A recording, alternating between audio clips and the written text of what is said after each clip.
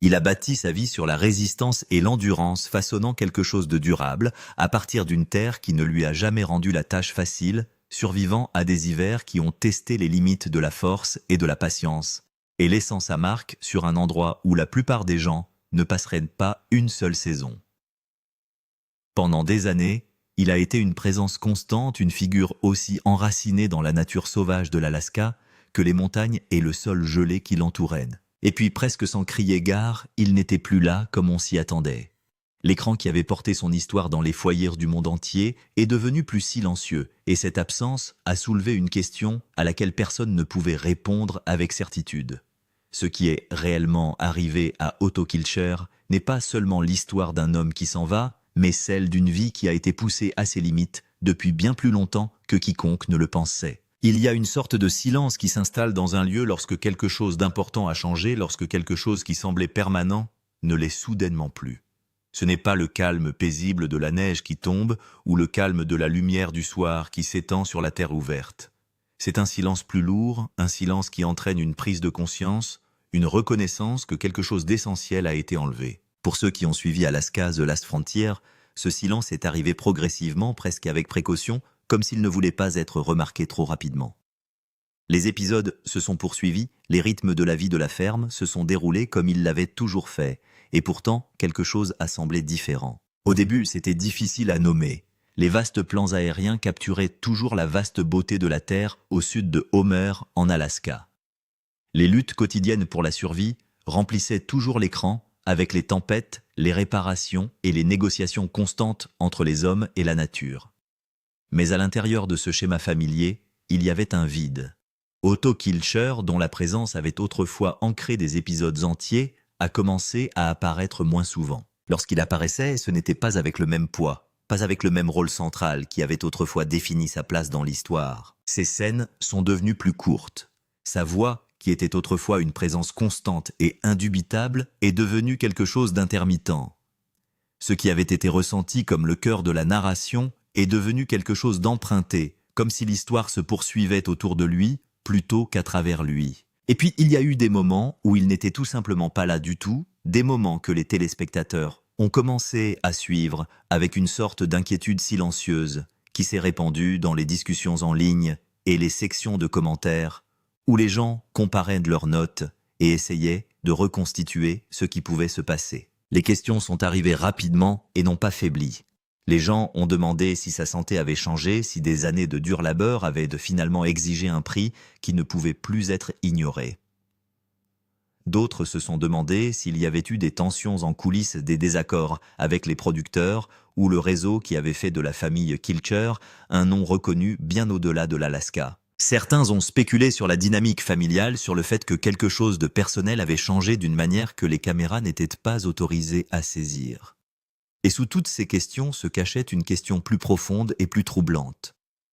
La Terre elle-même, la même Terre qui avait défini sa vie, lui avait-elle finalement pris quelque chose qui ne pouvait pas lui être rendu? Lorsque Alaska The Last Frontier a été diffusé pour la première fois sur Discovery Channel dans 2011, il offrait quelque chose de rare à la télévision.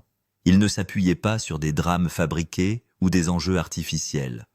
Au contraire, il présentait quelque chose de plus ancien, quelque chose d'enraciné dans la réalité, d'une manière qui ne pouvait pas être facilement reproduite. Il montrait une famille vivant en relation directe avec la Terre, où la survie n'était pas un concept, mais une responsabilité quotidienne, où chaque décision avait du poids, et où les conséquences de l'échec n'étaient pas montées pour faire de l'effet. Au centre de ce monde se trouvait Otto. Il n'était ni poli, ni répété, ni façonné, pour répondre aux attentes de la télévision. Il parlait comme il pensait, trébuchant parfois sur les mots, riant parfois d'une manière qui semblait non filtrée et immédiate. Il abordait les problèmes avec une sorte de créativité imprévisible, passant d'une idée à l'autre jusqu'à ce que quelque chose fonctionne, frustrant les gens autour de lui et sauvant la ferme en même temps. Il ne jouait pas un rôle. Il était simplement lui-même, et cette authenticité est devenue le fondement de la façon dont le public a compris l'ensemble de l'émission. Pourtant, ce sont souvent les aspects les plus authentiques d'une vie qui sont les plus coûteux. Ce qui est arrivé à Otto Kilcher ne peut être attribué à un seul moment ou à une seule décision. Il ne s'agit pas d'une histoire nette avec un début et une fin claire. Il s'agit d'une accumulation progressive d'une série de tensions physiques, de pressions émotionnelles et d'ajustements silencieux qui se sont accumulés au fil des ans et qui ont fini par atteindre un point où quelque chose devait changer. Pour le comprendre pleinement, il faut regarder au-delà des années d'exposition à la télévision, au-delà des routines que les téléspectateurs ont fini par reconnaître et revenir à la structure plus profonde de sa vie, à un corps qui a été poussé encore et encore sans pause, et à un état d'esprit qui n'a jamais appris à prendre du recul. Otto Kilcher est né en 1952 dans une famille qui n'admettait pas l'idée de ralentir. Son père Jules Kilcher est arrivé de Suisse en Alaska au début des 1940 et a revendiqué plus de 1000 acres de terre sauvage près de Homer.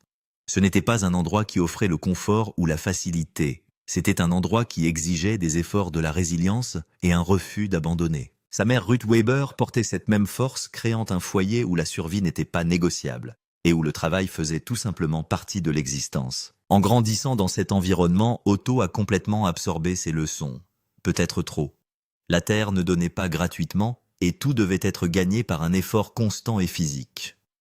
Lorsque les caméras sont arrivées des décennies plus tard, il portait déjà le poids de cette vie, d'une manière qui n'était pas immédiatement visible. Des années d'utilisation de machines lourdes à soulever, tirer, réparer et forcer des systèmes à fonctionner dans des conditions pour lesquelles ils n'ont jamais été conçus ont laissé des traces.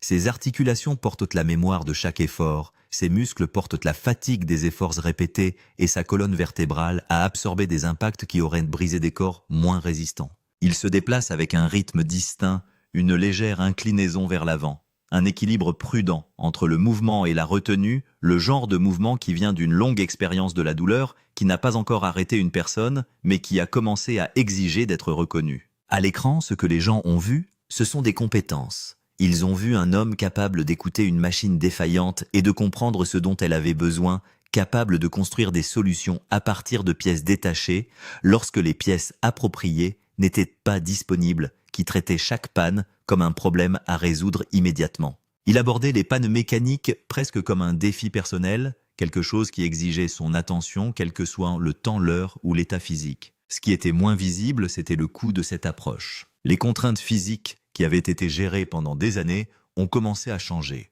Les problèmes de dos qui existaient auparavant en arrière-plan ont commencé à devenir plus importants, plus envahissants, plus difficiles à ignorer. Les affections qui se développent au fil des décennies s'annoncent rarement clairement. Elles se développent lentement sans bruit jusqu'à ce qu'un jour l'équilibre bascule. Un mouvement qui était auparavant routinier devient difficile. Un niveau de douleur qui était auparavant tolérable devient quelque chose de complètement différent. Otto parlait de ces défis avec le même ton discret qu'il appliquait à tout le reste, les décrivant comme des inconvénients plutôt que comme de sérieuses limitations. Mais la réalité derrière ce cadrage était plus complexe. Il y a eu des périodes pendant les dernières saisons de la série où la différence était visible.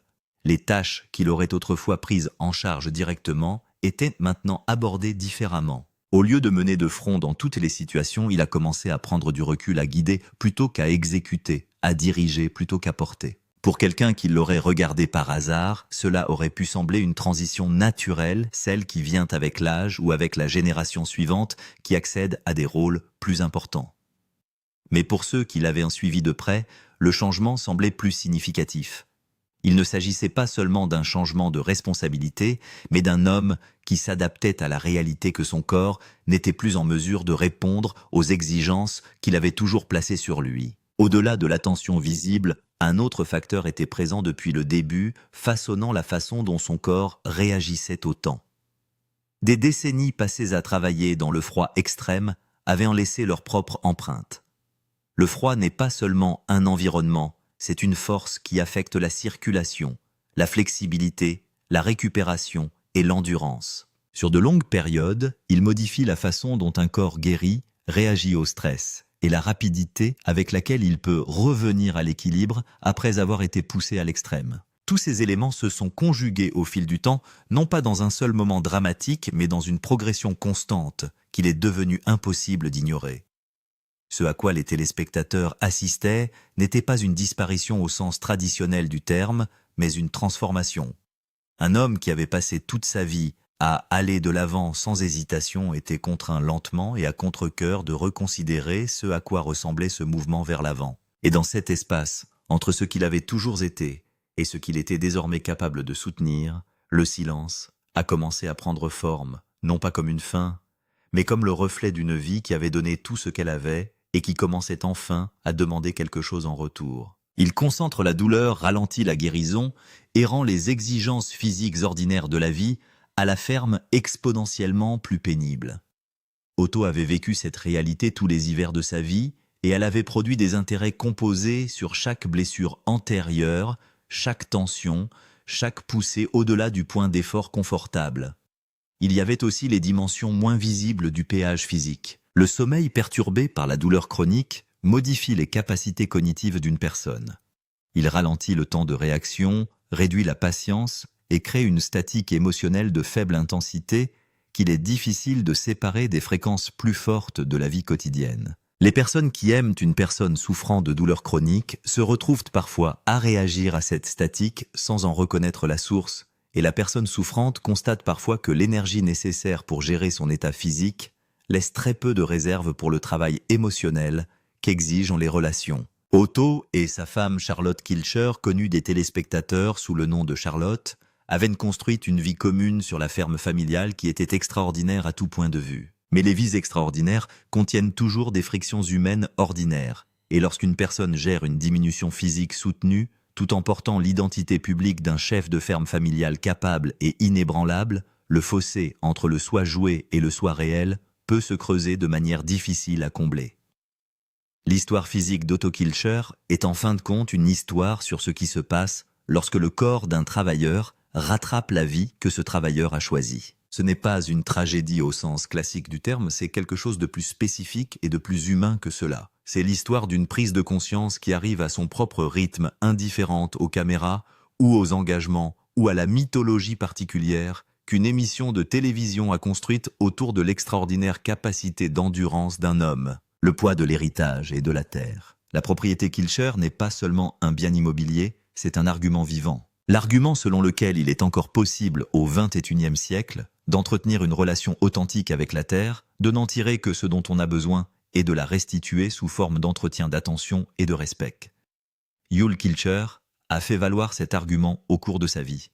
Otto Kilcher a hérité de la terre et pendant la majeure partie de sa vie d'adulte, il l'a entretenue pendant toutes les heures de travail qu'il possédait. Mais l'héritage en particulier, l'héritage lié à un lieu et à un mode de vie spécifique, est un héritage compliqué.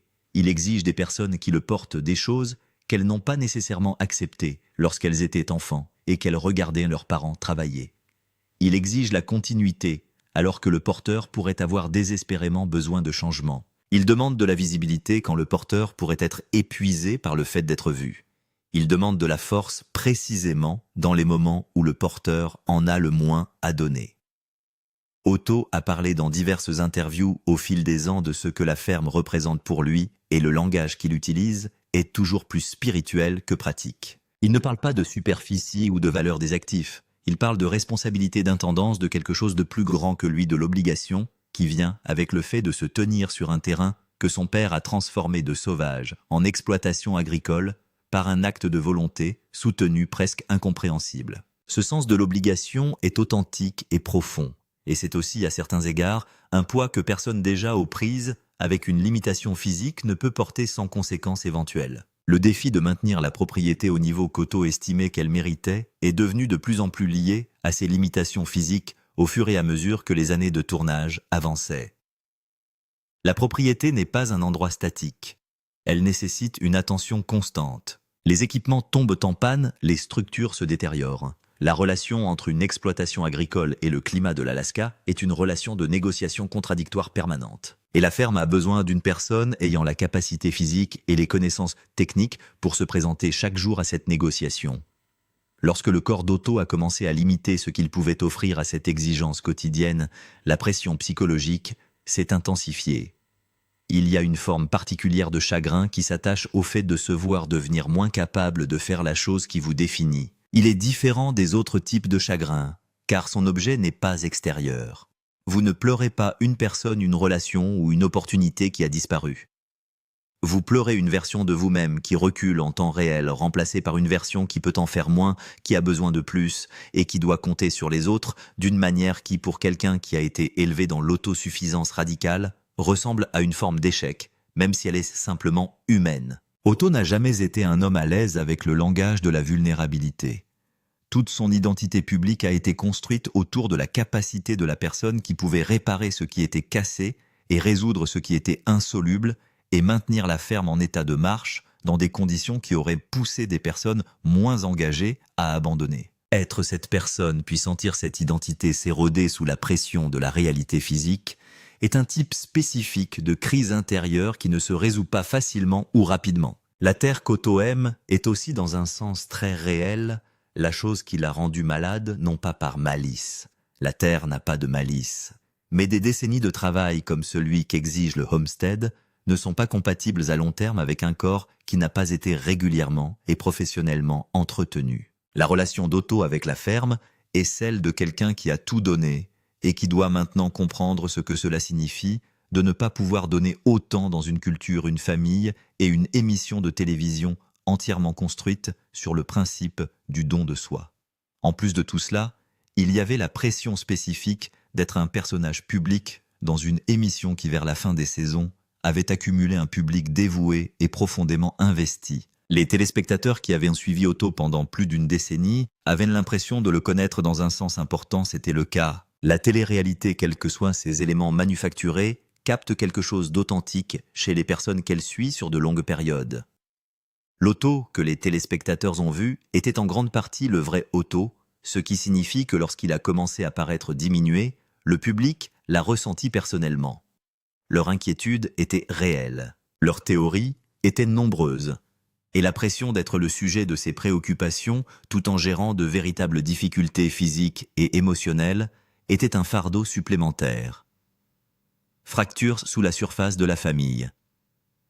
Aucune famille qui a laissé les caméras entrer dans sa vie pendant plus d'une décennie n'émerge de cette expérience sans friction. La famille Kilcher l'avait compris lorsqu'elle a accepté de participer à Alaska The Last Frontier, ou du moins elle l'avait compris intellectuellement. La version vécue de cette friction qui s'est manifestée au fil des saisons et des années et du poids accumulé d'être à la fois une famille et une famille télévisée s'est avérée plus compliquée que ce à quoi toute compréhension préalable aurait pu les préparer. La relation d'Otto avec sa femme Charlotte a été l'une des lignes de force émotionnelle de la série depuis ses débuts. Et ils forment au sens le plus visible du terme un véritable partenariat. Charlotte apporte ses formidables compétences à la vie de la ferme, en particulier dans les domaines des soins aux animaux et de l'agriculture, et elle n'a jamais été un simple personnage secondaire dans l'histoire d'Otto.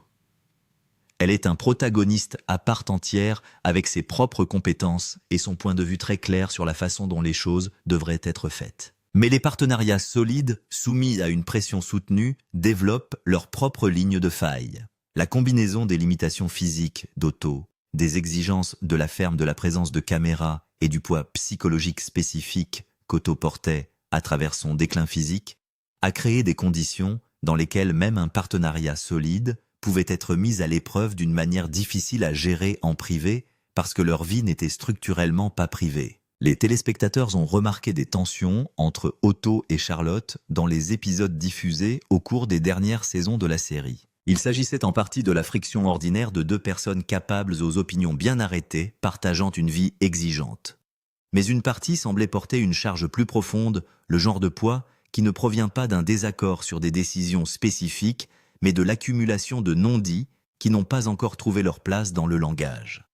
Les caméras ont capturé ce qu'elles ont capturé, elles n'ont pas pu tout capturer. Ce qui se passait sous la surface dans les heures privées d'un mariage sous pression est resté ce qu'il a toujours été privé. Ce qui n'est pas privé parce que Otto lui-même y a fait référence de diverses manières dans les interviews et dans l'émission, c'est que la question de l'avenir de la ferme est devenue un véritable point de tension familiale, à mesure que la capacité d'Otto à l'entretenir, comme il l'avait toujours fait, a commencé à changer. La génération suivante de Kilchers, les propres enfants d'Otto issus de son premier mariage, et la constellation familiale plus large qu'Alaska de Last Frontier avait présentée aux téléspectateurs, avaient leur propre vision pour la Terre et leur propre relation avec le travail qu'elle exigeait. Ces visions ne correspondaient pas toujours à celles d'Otto, et l'idée qu'Otto se faisait des besoins de la ferme ne correspondait pas toujours à ce que son corps pouvait fournir.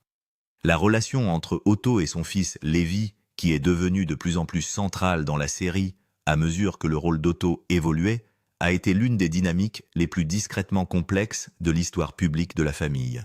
Lévi est à tout point de vue un jeune homme extraordinaire. Il a hérité de l'intuition mécanique de son père et de l'attachement profond de son grand-père à la terre.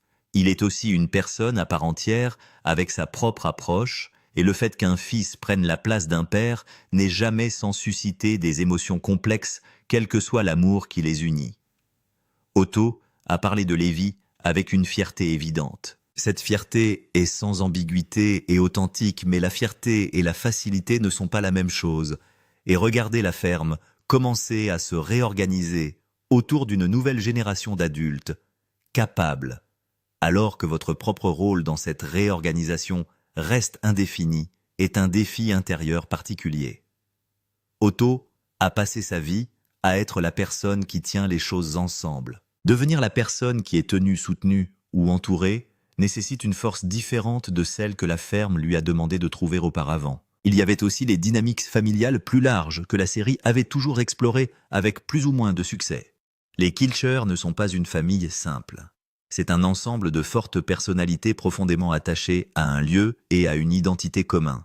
Et lorsque la pression s'accumule dans une partie du système, elle se répercute sur l'ensemble de celui-ci. Les difficultés d'Otto, quelle que soit leur nature précise et leur ampleur, n'ont pas été isolées du système familial qui l'entourait. Elles ont traversé ce système, elles ont changé les choses. Et la famille, comme toutes les familles, s'est adaptée. Pas toujours sans heurts, pas toujours sans friction, mais avec la résilience particulière des personnes qui ont été formées depuis l'enfance à trouver un moyen de s'en sortir. Le long chemin du retour. Pour un homme comme Otto Kilcher, le rétablissement n'est pas un concept qui vient naturellement.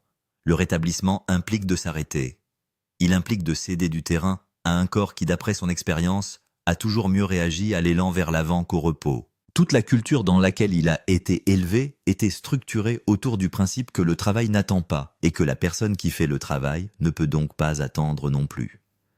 Prendre du recul par rapport à ce principe, même si ce recul est médicalement nécessaire et personnellement judicieux, exige de démanteler une hypothèse sur l'identité qui a porté le poids de toute une vie.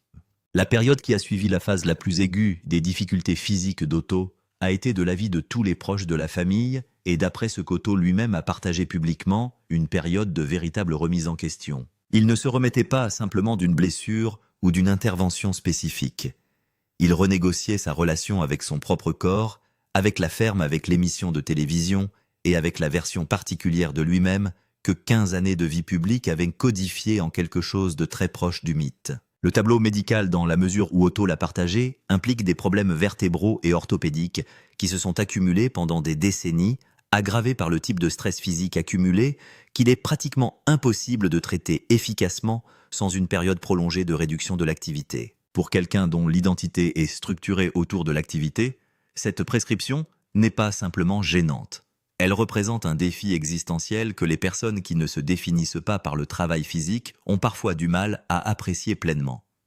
Il y a eu des procédures, des périodes de limitation forcée des régimes de thérapie physique qui ont exigé le même type d'attention quotidienne disciplinée que la réparation de l'équipement avait toujours exigé. Sauf que l'équipement était son propre corps et que l'enjeu était sa capacité à continuer à vivre la vie qu'il avait choisie. Otto a abordé la réadaptation avec l'intensité qui le caractérise, appliquant au processus de rétablissement la même résolution latérale des problèmes et le même engagement obstiné qu'il avait toujours appliqué aux défis de la maison.